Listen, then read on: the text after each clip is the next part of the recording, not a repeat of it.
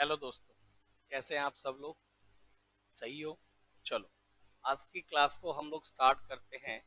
आज की क्लास में मैं आप लोगों के साथ क्लास 10+1 आपको मैं आज क्लास 10+1 अकाउंटेंसी 10+1 अकाउंटेंसी ये सिलेबस आज मैं आपको स्टार्ट करवाने वाला हूँ।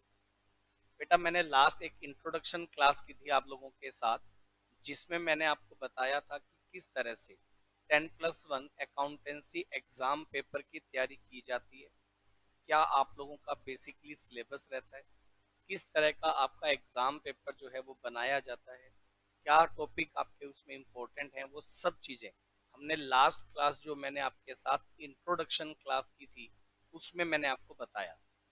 अब इंट्रोडक्शन क्लास करने के बाद जब मैं बात करता हूँ सिलेबस की, 10+1 अकाउंटेंसी सिलेबस, ये आज की क्लास में हम लोग डिस्कस करने वाले हैं। अब बेटे देखो, सबसे पहली बात क्या है कि अगर क्योंकि अकाउंटेंसी आप लोगों के लिए एक न्यू पेपर है, तो आपको सबसे पहले क्या करना पड़ेगा, अकाउंटेंसी में यूज होने वाले बेसिक वर्ड्स, यहाँ से हमें अपना जो सिलेबस है वो स्टार्ट करना पड़ेगा। अब आपका जो ये सीबीएसई बोर्ड है वो ये कहता है कि भाई देखो, सबसे पहली बात क्या है कि हम लोग जो सिलेबस पढ़ेंगे उसमें सबसे पहला हम एक टॉपिक जो है स्टार्ट करेंगे, बेसिक अकाउंटिंग टर्म्स। देखो बेटे, सबसे पहली बात क्या है कि आपका जो सिलेबस है, जिस तरह से आपका बोर्ड एग्जाम है, सॉरी जिस तरह से आपका सीबीएसई बोर्ड ने सिलेबस बनाया है, बेसिकली अगर मैं उसको sequence wise chapter number 1, chapter number 2, chapter number 3 इसी ऑर्डर में आपको मैं पढ़ाना स्टार्ट करूं, तो उस ऑर्डर में पढ़ाने से कई सारी ऐसी बातें हैं जो आप मिस कर सकते हैं, आपको कॉम्प्लिकेटेड लगेंगी। मैं आपको जब ये पूरा सिलेबस पढ़ाऊंगा ऑनलाइन, तो मैं आपको एक चीज क्लियर कर दूं कि मैं आपको सारे टॉपिक कवर करवा कर चलूंगा, लेकिन उनका जो जो आपका बेसिकली ऑर्डर है वो हम लोग ऊपर नीचे कर सकते हैं। मैं आपको first of all basic accounting terms ये वाले टॉपिक से स्टार्ट करवाने वाला हूँ।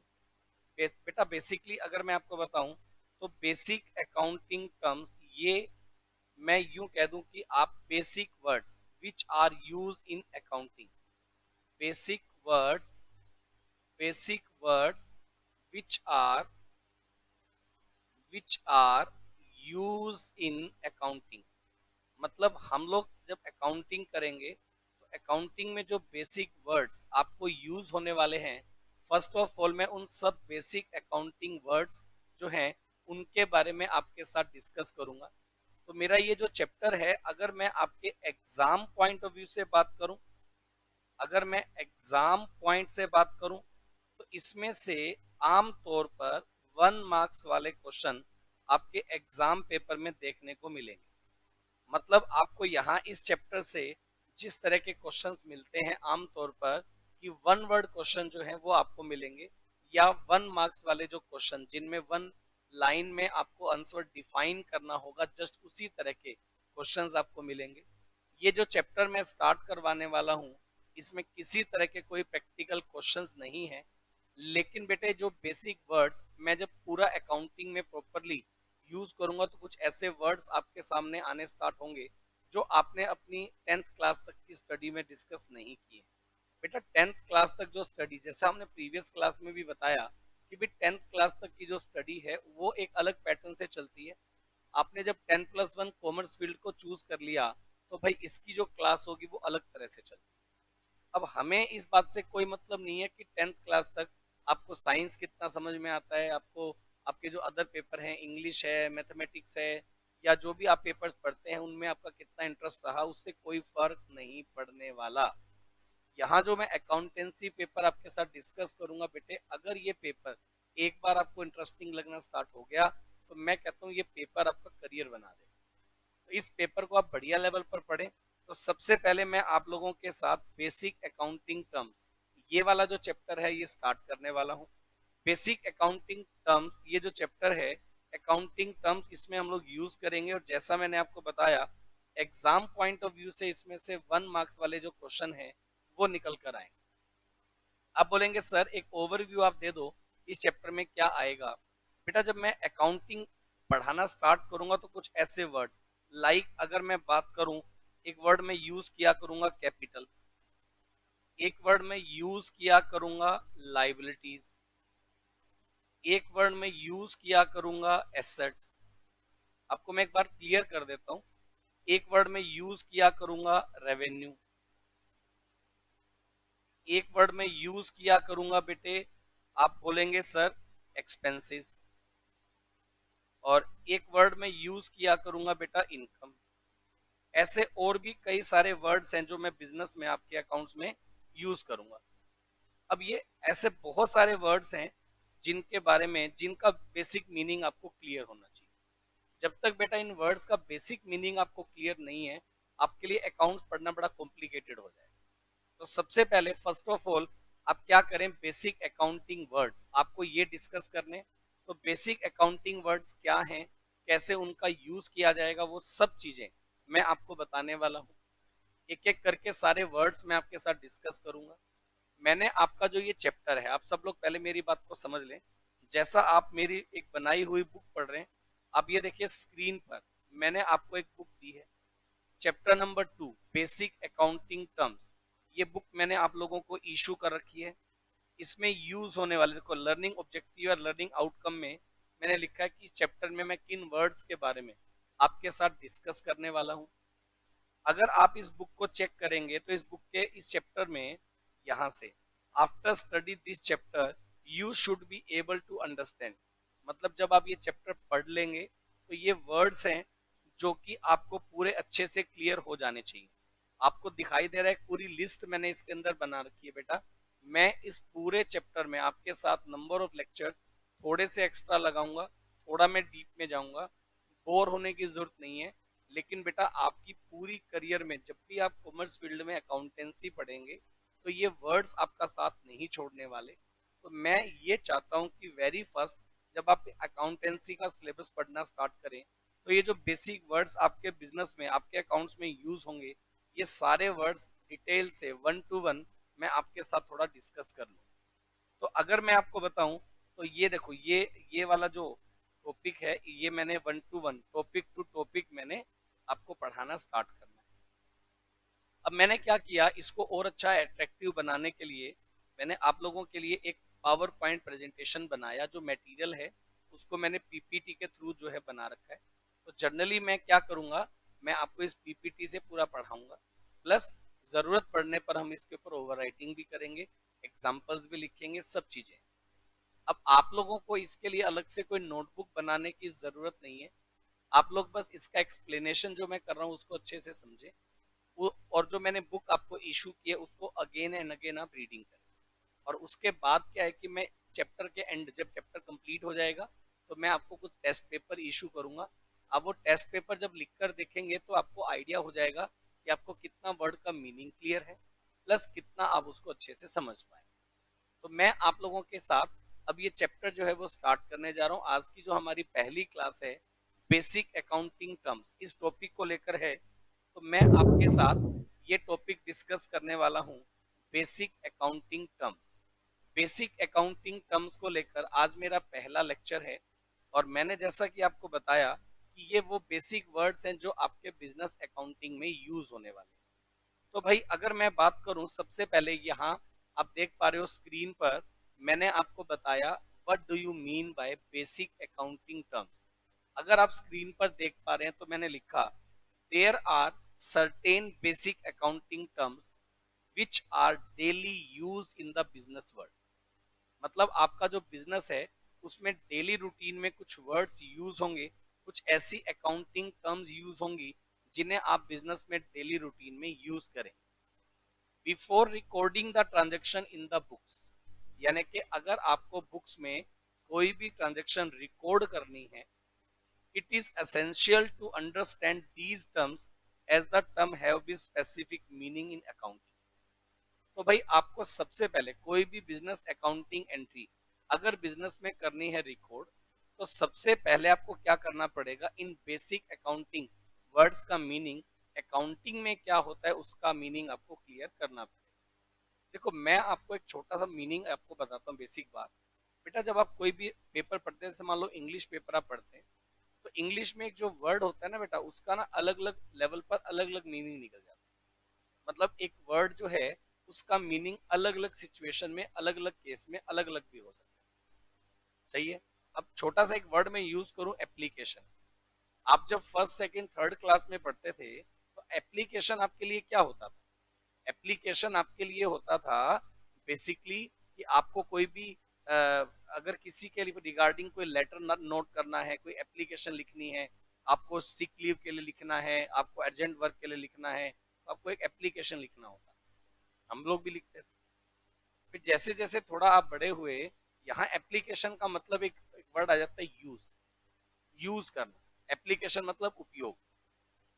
और एक वर्ड अगर आप टेक्निकल टर्म में जाएंगे तो एप्लीकेशन का मतलब कोई ऐप जिस पर आप ये सारा का सारा, जैसे आपको मैंने एक क्लास जो दी है वो एक एप्लीकेशन पर दी, तो एक ही वर्ड के अलग अलग मायने हो गए।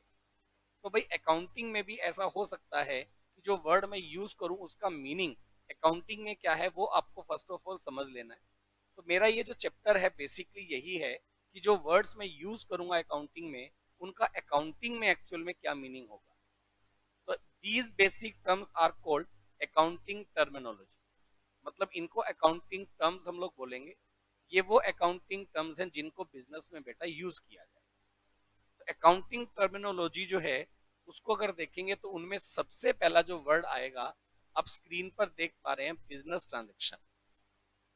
अकाउंटिंग टर्मिनोलॉजी में सबसे पहला जो वर्ड आएगा उसका नाम है बेटा बिजनेस ट्रांजेक्शन।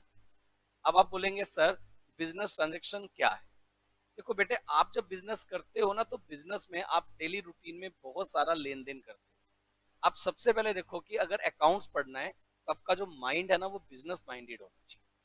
अब अगर आप एक बिजनेस की बात करें तो एक बिजनेस में अकाउंटिंग टर्म्स क्या है, आप मेरी बात को, बिजनेस में अकाउंटिंग ट्रांजेक्शन क्या है? जब दो या दो से ज्यादा लोग एक बिजनेस स्टार्ट कर रहे हैं या दो लोगों के बीच में एक लेन देन होगा, तो एक रिसीवर होगा, एक गिवर होगा, एक लेने वाला, एक देने वाला। सही बात है ना? तो एक लेने वाला पर्सन है वो अपनी बुक्स में कुछ लिखेगा, और जो देने वाला पर्सन है वो भी अपनी बुक्स में लिखेगा। तो एक अकाउंटिंग टर्म, एक अकाउंटिंग बिजनेस में एक ट्रांजेक्शन क्या होगी, ये देखो मैंने थोड़ा इसके बारे में लिखा।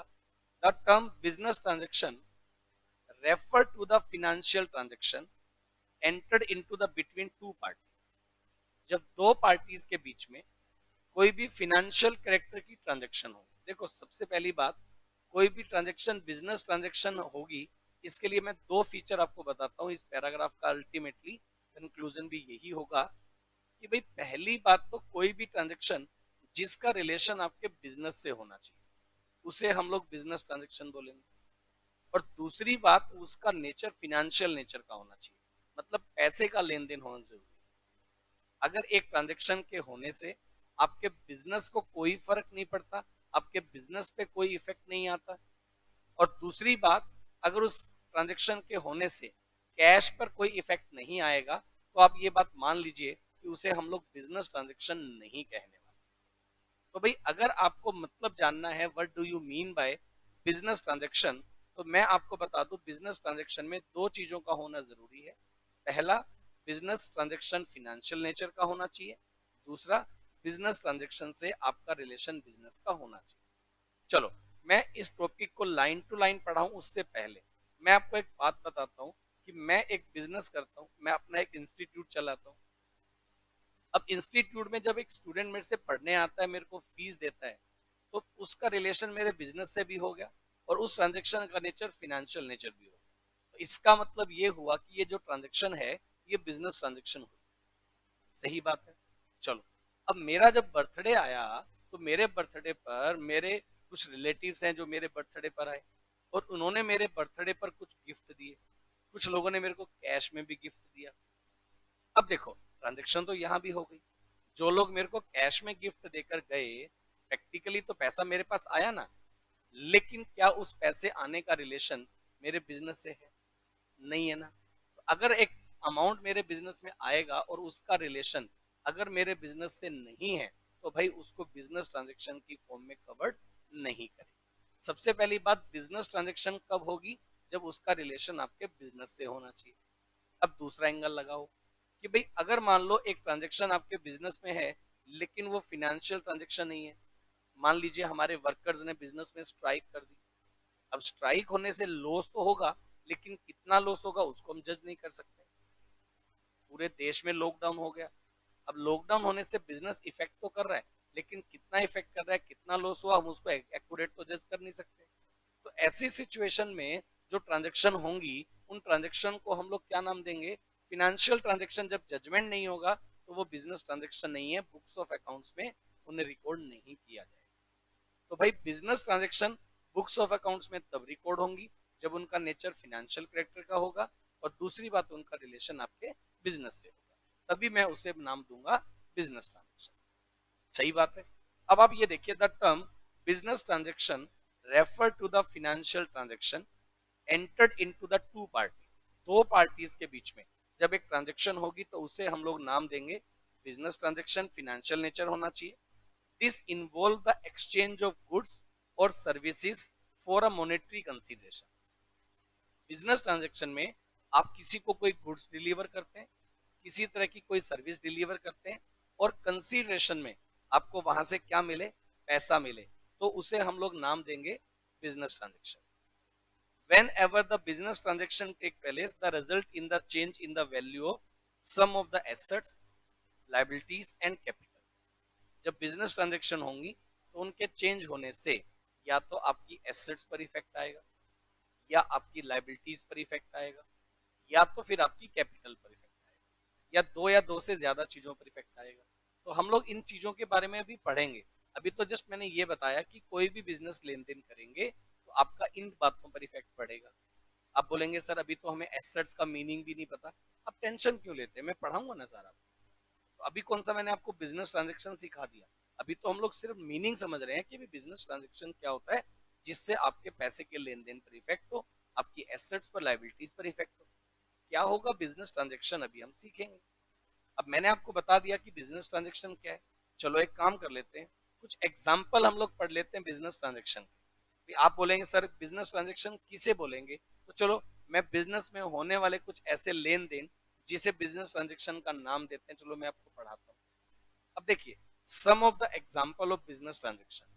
अब जब बिजनेस करेंगे तो कुछ ऐसी ट्रांजेक्शन जो एग्जाम्पल के तौर पर मैंने आपको बता दी। अगर आप देखेंगे, introduction of capital by the owner of business. अगर बिजनेस का ओनर किसी भी तरह का कोई बिजनेस ट्रांजेक्शन करेगा तो उसे हम लोग जो है बिजनेस में अगर कैपिटल इंट्रोड्यूस करेगा तो पैसा बिजनेस में आ गया। अब सबसे पहले बिजनेस का ओनर अगर बिजनेस में कैपिटल इंट्रोड्यूस करेगा तो इसका मतलब ये हुआ introduction of capital into the business. तो इसे हम लोग क्या नाम देंगे? Business transaction. Number two, withdrawal of cash from business by the owner for personal use. अगर बिजनेस का ओनर पर्सनल यूज के लिए बिजनेस से पैसा निकालेगा उसे भी हम लोग क्या नाम दे देंगे? बिजनेस ट्रांजेक्शन का नाम दे देंगे। Number three, purchase of goods for cash और क्रेडिट। अगर आपने गुड्स परचेज की हैं कैश में या तो क्रेडिट में, उसे भी हम लोग नाम दे देंगे बिजनेस ट्रांजेक्शन का। भाई अगर आप एक बिजनेस करते हो तो उस बिजनेस में जितना कैश या गुड्स परचेज करोगे कैश में या क्रेडिट में, अगर आप गुड्स परचेज करेंगे तो गुड्स का लेन देन हुआ, कैश में हुआ तो कैश गया, उधार में हुआ तो भाई पैसे तो आपको देने पड़ेंगे। तो लेकिन फिनेंशियल नेचर का है, इसीलिए वो बिजनेस ट्रांजेक्शन है, क्योंकि बिजनेस से रिलेशन बन गया। इसी तरह से अगर आप बात करेंगे sale of goods for cash और क्रेडिट, अगर आप गुड्स को सेल करते हो कैश में या क्रेडिट में तो उसे भी हम लोग नाम देंगे बिजनेस ट्रांजेक्शन। इसके अलावा payment made to the supplier.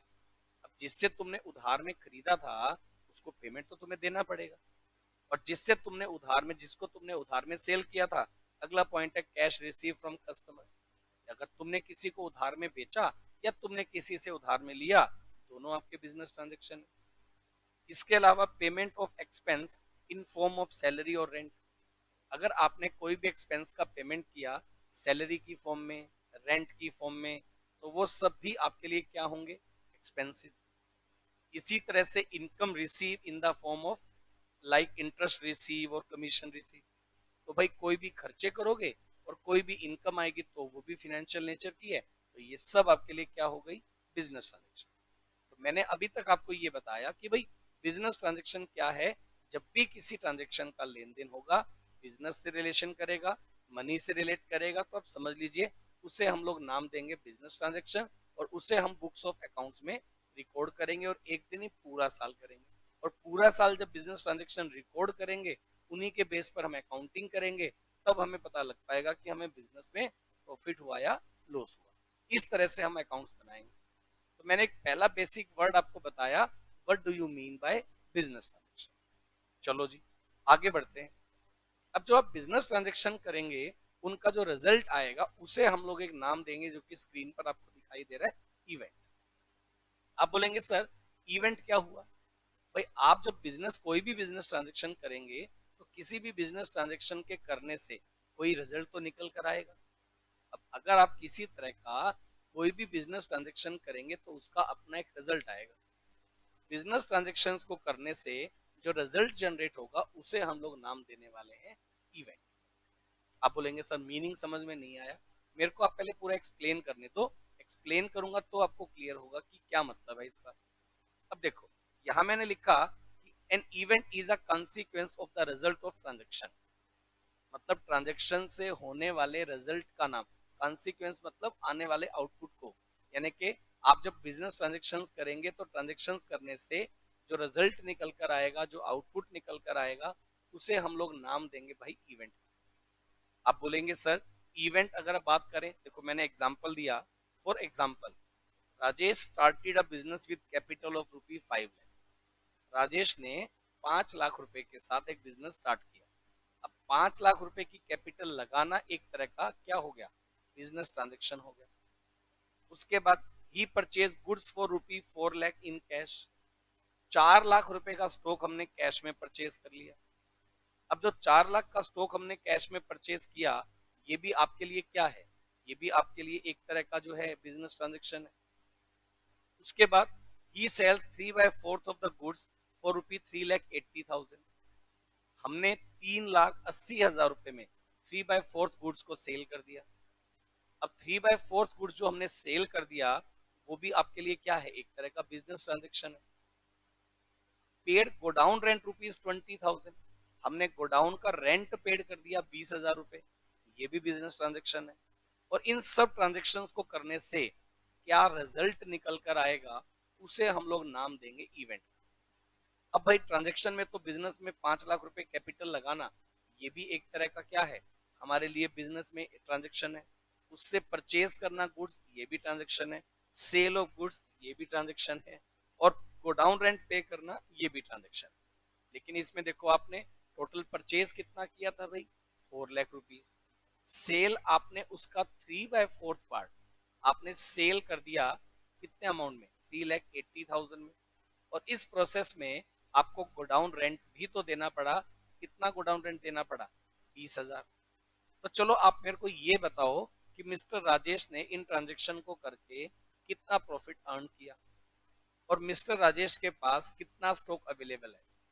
क्या आप मेरे को क्वेश्चन में कैलकुलेट करके बता सकते हो कि मिस्टर राजेश ने अभी तक जो बिजनेस किया, उसमें मिस्टर राजेश को कितनी कमाई हुई, कितना प्रॉफिट हुआ, और आज राजेश के गोडाउन में कितना स्टॉक पड़ा है। अगर आप ये दो बातों का जवाब मेरे को दे देते हैं, तो वो दो बातें जो जवाब आप मेरे को दोगे, उन्हीं को आप बोलते हैं इवेंट। यानी कि जो ट्रांजेक्शन आपने की, उन ट्रांजेक्शन से जो आउटपुट निकल कर आया, उस ट्रांजेक्शन से आने वाले आउटपुट को ही इवेंट बोला जाएगा। सही बात है ना। चलिए हम लोग क्या करते हैं, इसको कैलकुलेट करके देखते हैं कि कैसे एक इवेंट जो है वो जनरेट होगा। चलो हम लोग क्या करते हैं, मैंने स्क्रीन को एक बार छोटा कर लिया क्योंकि मैं ओवर राइटिंग नहीं कर पाऊंगा अदरवाइज। तो मैंने क्या किया, ये देखो मैंने टोटल परचेज कितना किया। आप सबसे पहले मेरे को ये बताओ, मैंने टोटल परचेज कितना किया। टोटल परचेज हमने कितना किया, 4 लाख रुपए। टोटल परचेज हमने किया 4 लाख रुपीज। सही बात है। अच्छा फिर हमने क्या किया, 3/4 of goods, 3/4 of goods are sold. अब 3/4 ऑफ गुड्स आर सोल्ड, इसका मतलब 4 लाख वैल्यू का 3/4 अगर आप कैलकुलेट करें, तो उसका प्राइस बनता है भाई 3 लाख रुपए। 3/4 गुड्स का प्राइस कितना बनता है? 3 लाख रुपए। मतलब अपन ने 3 लाख रुपए वाला स्टॉक जो है फर्दर सेल किया, और अपन ने उसको कितने में सेल किया? उसकी सेल वैल्यू क्या रही? 3,80,000। मतलब ये कि जो स्टॉक जिसको हमने कितने में परचेज किया होगा? 3 लाख में। आप बोलेंगे कैसे पता चला? टोटल स्टॉक अगर मैंने 4 लाख में परचेज किया तो उसका 3/4 मैंने सेल कर दिया। अब टोटल अगर आपका मान लीजिए 4 लाख है, तो 3/4 कितने का हुआ भाई? 3/4 आप निकालेंगे तो 3,80,000 का, सॉरी 3 लाख का हुआ। और 3 लाख वाला कितने में सेल कर दिया अपन ने? 380 में। चलो, सेल प्राइस है 380, लेस करेंगे cost of purchase. Cost of purchase कितना है? 3 लाख रुपए। और एक्सपेंसिस पेड, आप मेरे को ये बताओ, गोडाउन रेंट आपने कितना का पेड किया? 20,000। ये लो जी, ये अमाउंट आ गया। ये वैल्यू निकल कर आई 60,000। ये वैल्यू निकल कर आई 60,000। भाई ये जो 60,000 निकल कर आया, ये क्या निकल कर आया है? प्रॉफिट। आप इसे क्या नाम देंगे भाई? प्रॉफिट। प्रॉफिट ही तो इवेंट है। अब आपको समझ में आना स्टार्ट हो गया कि भाई जो ट्रांजेक्शन आप करते हैं बिजनेस में, लेन देन करते हैं, और उन लेन देन से जो रिजल्ट आएगा उसे हम इवेंट बोलते हैं। तो एक इवेंट तो हो गया हमारा प्रॉफिट। दूसरा, अब ये बताओ, मैं अगर आपको ये बोल दूं कि भाई आपके पास कितना स्टॉक बचा हुआ है, तो क्या आप बता पाएंगे? आप बता पाएंगे मेरे को कि स्टॉक कितना बचा हुआ है? आप एक बात बताओ, मैंने टोटल कितने का स्टॉक परचेज किया था? 4 लाख। 3/4 अगर मैंने सेल कर दिया तो 1/4 मेरे पास बचा हुआ है। अब 1/4 जो बचा हुआ है उसकी कीमत कितनी होगी? 1 लाख रुपए। जो 1/4 बच गया उसकी वैल्यू कितनी होगी? आप खुद बता दो। 1 लाख रुपए होगी ना? 1 लाख रुपए जो है वो हमारे पास क्या हो गया? Closing stock. 1 लाख रुपए का जो स्टॉक बच गया उसे मैं क्या नाम दूंगा भाई? Closing stock. ये भी एक तरह का इवेंट है। अब जितनी मैंने ट्रांजेक्शन की, इन ट्रांजेक्शन को करने से दो रिजल्ट निकल कर आए। एक निकल कर आया प्रॉफिट, और एक निकल कर आया क्लोजिंग स्टॉक। प्रॉफिट निकल कर आया एक आपका 60,000, क्लोजिंग स्टॉक आपका निकल कर आया 1 लाख। तो इस तरह से हम लोग कैलकुलेट करते हैं भाई इवेंट। अभी तक मैंने आज की क्लास में, अभी हम लोग कंटिन्यू कर रहे हैं। आज की क्लास में फर्स्ट ऑफ ऑल मैंने बताया कि बिजनेस ट्रांजेक्शन किसको बोलते हैं, और बिजनेस ट्रांजेक्शन के बाद मैंने ये बताया कि बिजनेस ट्रांजेक्शन से इवेंट कैसे जनरेट होगा। अब सब लोग मेरे को ये बताओ, इतना समझ में आ रहा है? चलो, हम लोग क्या करते हैं, हम लोग अभी जो है इसको तरीके से लेकर चलते हैं। अपन लोग क्या करते हैं, अपन लोग इसको इस तरह से वापस से बनाकर चलते हैं। ये देखो आप, मैंने आपको बिजनेस ट्रांजेक्शन पढ़ा दिया, एग्जाम्पल बता दिए, इवेंट बता दिया, उसका एग्जाम्पल बता दिया। अगला जो वर्ड है वो है मीनिंग ऑफ अकाउंट। आप बोलेंगे सर ये क्या वर्ड हुआ? तो भाई मैं आपको बता दूं, एक वर्ड आता है अकाउंट। आप बोलेंगे सर अकाउंट किसे बोलेंगे? भाई जब मैं बिजनेस ट्रांजेक्शन करूंगा ना, तो मेरे बिजनेस ट्रांजेक्शन करने के टाइम पर हम लोग क्या करेंगे? बिजनेस ट्रांजेक्शन जब करेंगे तो हम कुछ ट्रांजेक्शन जो करेंगे उसमें कुछ हमारे रिसीवर होंगे, कुछ हमारे गिवर होंगे, हमारे पास कुछ एसेट्स थिंग्स आएंगी, कुछ खर्चे होंगे, कुछ इनकम होंगे। तो हम लोग क्या करते हैं, अपने बिजनेस का रिजल्ट निकालने के लिए जितनी बिजनेस ट्रांजेक्शन है उनको तो एक जगह हम लोग करेंगे रिकॉर्ड। उसे तो हम लोग एक जगह रिकॉर्ड कर देंगे। पूरा डेली ट्रांजेक्शन को रिकॉर्ड करने के लिए मैं आपको बनाना सिखाऊंगा एक डे बुक, जिसे आप बोलते हैं जर्नल बुक। वो मैं सिखाऊंगा जिसमें आप डेली ट्रांजेक्शन को पूरा रिकॉर्ड करेंगे। लेकिन आप मेरे को एक बात बताओ, आपके बिजनेस में जितने लोगों से आप बिजनेस का कोई भी लेन देन करते हैं, तो बिजनेस का लेन देन करते टाइम कभी भी कोई भी पर्सन या किसी भी एसेट के, किसी भी इनकम के, हर एक लेन देन से होने वाले आउटकम का आपको बैलेंस जानना होता है। अब भाई एक बात बताओ, आप जितने लोगों से डील करते हो, आप ये जानना तो चाहोगे ना भाई किससे पैसे लेने हैं, किसको देने हैं, किससे कितने लेने हैं, किसको कितने देने हैं, किस एसेट का कितना बैलेंस है, पूरे साल में खर्चे कितने हो गए, पूरे साल में इनकम कितनी हुई। हर एक का टोटल बैलेंस तो आप जानना चाहोगे। और हर एक अकाउंट, हर एक वो वर्ड जो आपके बिजनेस की अकाउंटिंग टर्म्स में यूज हुआ, उन सब का सेपरेट सेपरेट बैलेंस आप करना चाहोगे। तो भाई आप यूं कह सकते हो अकाउंट जो वर्ड है, अगर मैं बात करूं अकाउंट जो वर्ड आप देखेंगे, an account is record in the all business transaction retaining to individual firm or item in chronological wise. We open a separate account for individual firm, asset, liability, expense and income. मतलब मैं ये कह दूं कि भाई जितने भी thing, जितने भी पर्सन, जितने भी एक्सपेंस, जितने भी इनकम आपके बिजनेस को रिलेट करेंगी, उन सब के अलग अलग इंडिविजुअल बैलेंस अगर आपको निकालने हैं तो उसके लिए आपको सबके अलग अलग अकाउंट बनाने पड़ेंगे। अगर आपको मैं बिल्कुल हिंदी में बता दूं, आप ये कह दो सबके अलग अलग खाते बनाने पड़ेंगे, हर एक का खाता अलग खोलना पड़ेगा, हर एक का अकाउंट आपको अलग खोलना पड़ेगा। हर एक अकाउंट के दो साइड होते हैं, एक डेबिट साइड होता है और एक क्रेडिट साइड होता है, और उसके रूल के अकॉर्डिंग कभी तो वो अकाउंट होगा डेबिट, कभी वो अकाउंट होगा क्रेडिट। पूरे ईयर में आपका वो अकाउंट कभी डेबिट होगा, किसी ट्रांजेक्शन से क्रेडिट होगा, और अल्टीमेटली ईयर के एंड के टाइम पर हम उसका बैलेंस निकाल सकते हैं कि अकाउंट कितना तो हुआ क्रेडिट, कितना हुआ डेबिट, और उनका टोटल डेबिट और क्रेडिट टोटल करके अल्टीमेटली उस अकाउंट का क्या बैलेंस है वो आपको रिजल्ट बता देगा। और वो जो बैलेंस होगा वो अपने आप में एक रिजल्ट होगा जो आने वाली क्लासेस के बाद आप समझना स्टार्ट कर देंगे कि हर एक अकाउंट जिसका डेबिट बैलेंस होगा या क्रेडिट बैलेंस होगा उसका अपना एक मीनिंग होगा, वो आपको आने वाली क्लासेस में समझ में आना स्टार्ट हो जाएगा। अब सब लोग मेरे को इतना बताओ पहले, ये सबको क्लियर? तो मैं अभी तक जो बिजनेस में यूज होने वाले बेसिक अकाउंटिंग टर्म्स यूज कर रहा हूँ, उन अकाउंटिंग टर्म्स में से मैंने फर्स्ट ऑफ ऑल आपको बताया बिजनेस ट्रांजेक्शन्स होती क्या है, उनसे पहले मैंने बताया बेसिक अकाउंटिंग टर्म्स किसको बोलते हैं, मैंने बिजनेस ट्रांजेक्शन बताया, मैंने इवेंट बताया, मैंने अकाउंट का मतलब बताया। इतना बताने के बाद ये जो अकाउंट की दो साइड है इनके बारे में अभी आगे चैप्टर बनेगा, तब आपको डिटेल जो है बेटा वो मिल जाएगा। चलो अब कुछ और सिंपल वर्ड्स हम लोग बिजनेस में यूज करते हैं।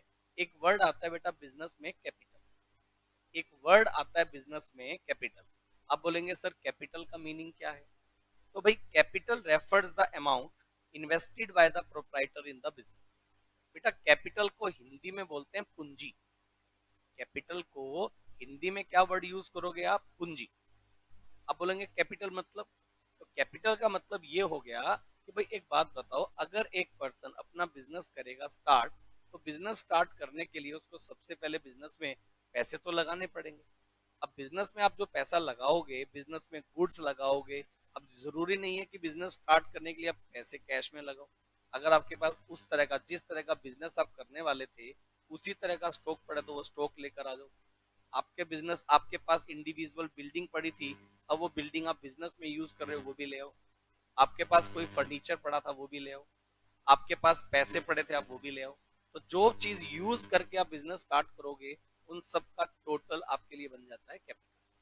आपने बिजनेस में कितने रुपए का स्टॉक लगा दिया, कितने रुपए की कैश लगा दिया, कितने रुपए की अदर एसेट्स लगा दी, उन सबको अगर मैं ऐड कर दूं तो उन सबको ऐड करके जो वैल्यू बनेगी उसे आप नाम बोलते हैं बेटा कैपिटल। सही बात है।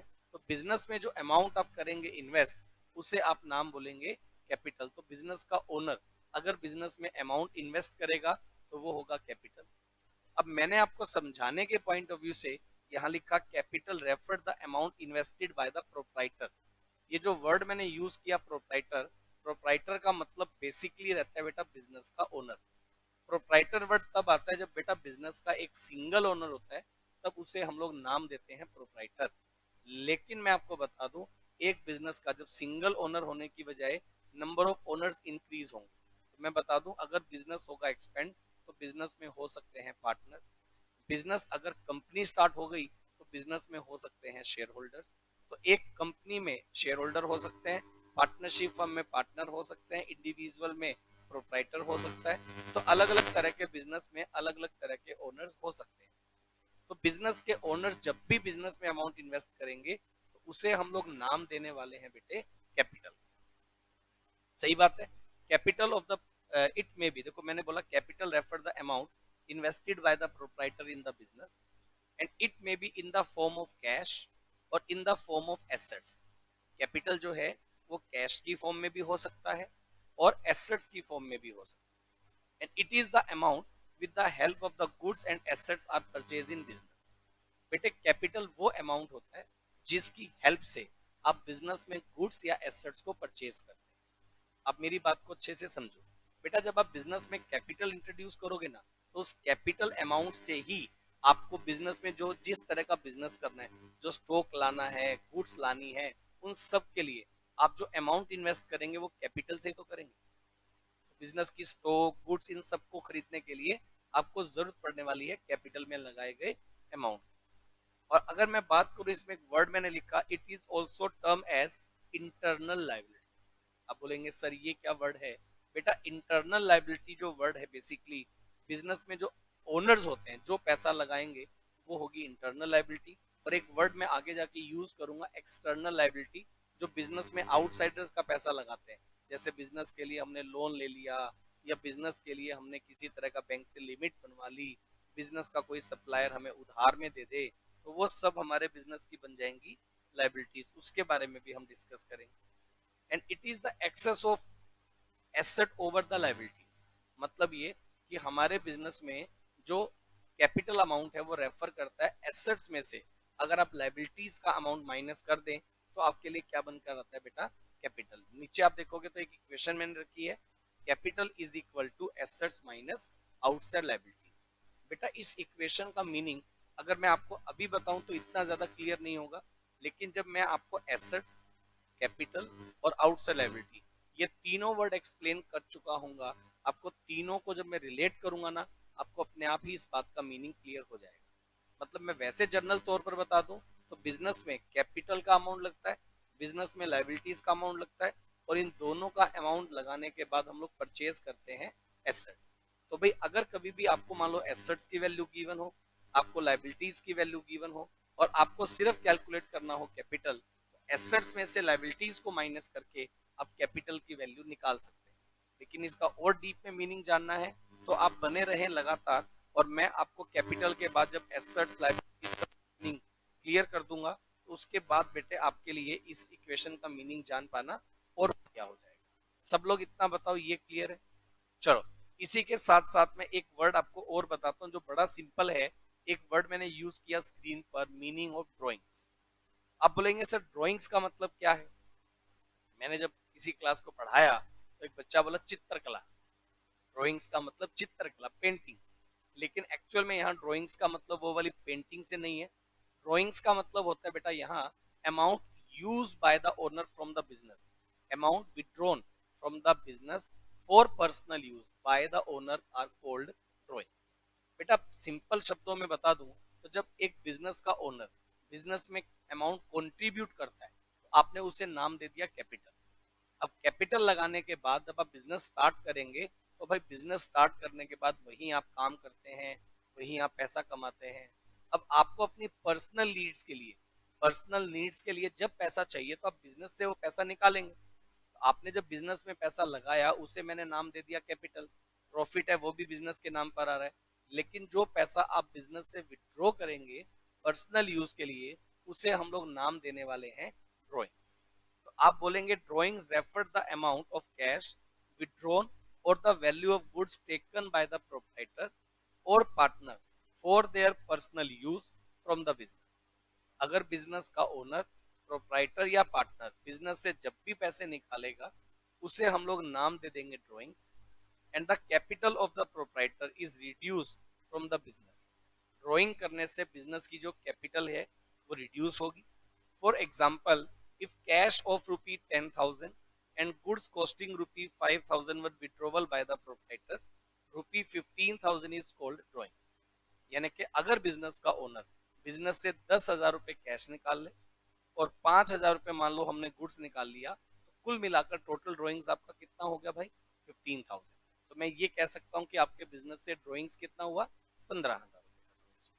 अब बताएं मेरे को, इतना सबको क्लियर है क्या? चलो तो भाई मैं आपके साथ जो बना रहा हूँ टॉपिक, ड्रॉइंग्स मैंने बता दिया। उसके बाद एक वर्ड आता है लाइबिलिटीज। लेकिन मैं ये चाहूंगा कि लाइबिलिटीज को हम लोग नेक्स्ट क्लास में डिस्कस करें, क्योंकि लाइबिलिटीज के बारे में मैं आपको डिटेल बताऊंगा, या चलो एक काम कर लेते हैं, थोड़ा एक बार इसको डिस्कस कर लेते हैं एक बार। सुनो, लाइबिलिटीज क्या अमाउंट होता है मैं थोड़ा सा बता रहा हूँ जस्ट, बाकी हम इसको डिटेल से अगली क्लास में डिस्कस करेंगे। बेटे लाइबिलिटीज का मतलब ये होता है कि आप जब बिजनेस करेंगे ना बेटा, तो आप अपने बिजनेस में खुद ओनर जो अमाउंट इन्वेस्ट करेगा, तो उसे हम लोग बोलते हैं कैपिटल।